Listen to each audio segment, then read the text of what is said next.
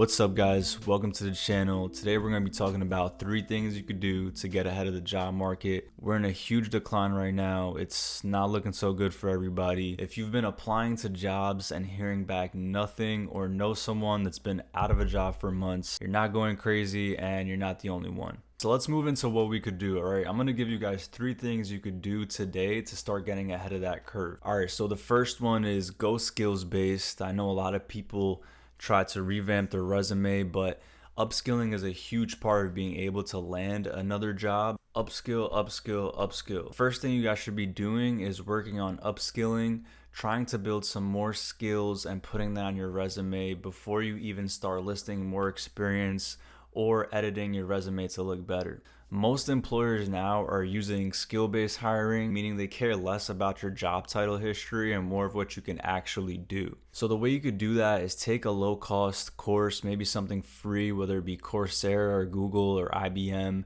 and just try to learn some more skills that will look better on your resume. The reason I say this is because that credential could be the first thing that passes the AI screening tools that recruiters are using. All right, so this goes into the second one, and that's network. A lot of people say you should network, but never really say how, and you should do that like it's your part-time job, all right? One tactic that I think works a lot is you should go on LinkedIn, optimize your portfolio, make it look good, and then you should cold outreach to recruiters.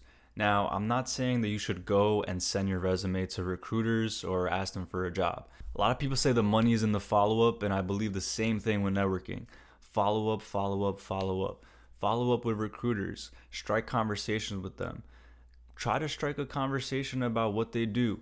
Ask questions. Recruiters want to see that you're easily trainable, eager to learn, and you're actively trying to gain credentials in that field. But again, don't be annoying about it, just be present and genuine. Keep in mind that most jobs aren't publicly posted also. A lot of the times they're through referrals or relationships with people that you build. A lot of times people say it's not what you know, it's who you know, and that could be strikingly true across the board. All right, guys, the third one that you guys should look into is researching sectors that are hiring. That's an extremely important part. Healthcare admin work, medical billing, and back office IT support are 3 sectors that are actively hiring and are looking for individuals to step in and step up. A lot of people go for high-paying roles and jobs that are being overtaken with AI right now, which is true.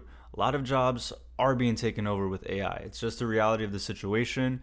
It's not something that's going to get better. It's only going to keep on getting progressively worse as we move forward with optimizing.